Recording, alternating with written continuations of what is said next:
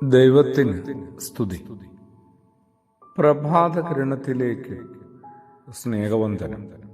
ഭാഗം 2341. ഇന്ന് മെയ് മാസം 29-ാം തീയതി. ഈ ആണ്ടിലെ 149-ാമത്തെ ദിവസത്തിലെത്തി. സുറിയാനി സഭയുടെ പാരമ്പര്യവും പഠിപ്പിക്കലും അനുസരിച്ച് ഇന്ന് സ്വർണ്ണ വെള്ളിയാഴ്ച എന്നാണ് അറിയപ്പെടുന്നത്. എന്താണ് ഇത്തിരി സ്വർണം പോയി വാങ്ങിക്കാനായിട്ട് ഏറ്റവും നല്ല ദിനമായിട്ടാണോ ഇതിനെ വ്യാഖ്യാനിക്കേണ്ടത്? സ്വർണമേ ഇനി കുറെ കാലത്തേക്ക് വാങ്ങിക്കണ്ട എന്ന് പറയുന്ന ഭരണാധികാരികളുമുള്ള ദേശത്ത് എന്താണ് സഭയും ഇങ്ങനെയൊരു വെള്ളിയാഴ്ചയെ വേർതിരിച്ച് സ്വർണ്ണവെള്ളി എന്നൊക്കെ വിശേഷിപ്പിക്കുന്നത്? ലൂക്കോസ് എഴുതിയ അപ്പോസ്തോല പ്രവൃത്തികൾ ഒന്ന് കാര്യമായി പരിഗണിക്കേണ്ടതാണ്. 28 അധ്യായങ്ങളുള്ള സഭയുടെ പ്രാരംഭകാലത്തെക്കുറിച്ച് വളരെ കാര്യമായിട്ട് വായിക്കാൻ കിട്ടുന്നുണ്ട്.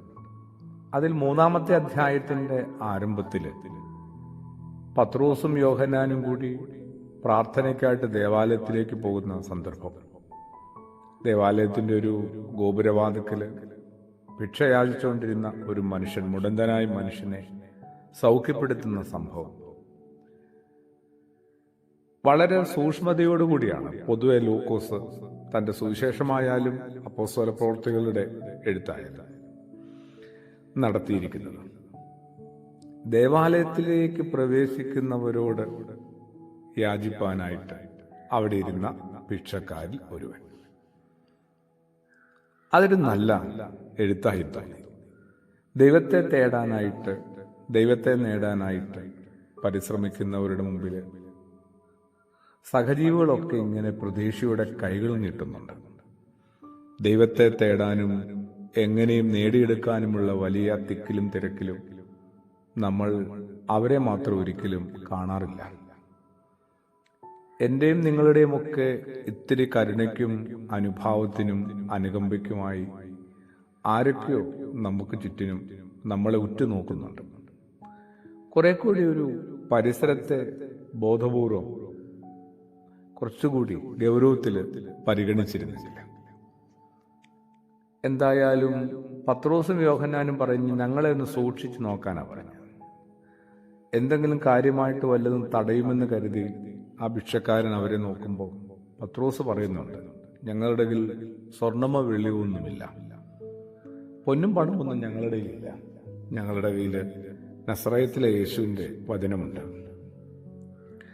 ആ ഒരു സ്വർണമില്ല, വലിയ സമ്പത്തുകളും വിഭവങ്ങളും ഒന്നും ഇല്ല എന്ന പറച്ചിൽ നിന്നാണ് ഈ ദിനത്തെ സ്വർണ്ണവെള്ളിയായിട്ട് സഭ വേർതിരിച്ചത്. ഒരു ദാരിദ്ര്യം പറച്ചിലായിട്ടും വേണേ കാണാം. അതല്ല, ഉണ്ടായിരുന്നു, ഇനിയുണ്ട്, ഇനി ഉണ്ടാവുകയും ചെയ്യും. പക്ഷെ അത് ഞങ്ങളുടേത് മാത്രമല്ല, നിന്റേത് കൂടിയാണ്, നിങ്ങളുടേത് കൂടിയാണ്, എല്ലാവരുടേതും കൂടിയാണ്, എല്ലാവർക്കും ഉള്ളതാണ്. അങ്ങനെയൊരു വിശാലമായ ഒരു മനോഭാവത്തിലേക്ക് പതിയെ യേശുവിന്റെ ശിഷ്യന്മാര് പരിശുദ്ധാത്മാവിന്റെ ആഗമനത്തെ തുടർന്ന് എത്തുകയാണ്. നമുക്ക് എത്താം കുറെ കൂടി ഒരു വിശാലമായ ലോകത്തിലേക്ക്, എല്ലാവരുമുള്ള, എല്ലാവരെയും ചേർത്ത് പിടിക്കാൻ പറ്റുന്ന വിധത്തിൽ പ്രാർത്ഥനയോടുകൂടി. ആമേൻ.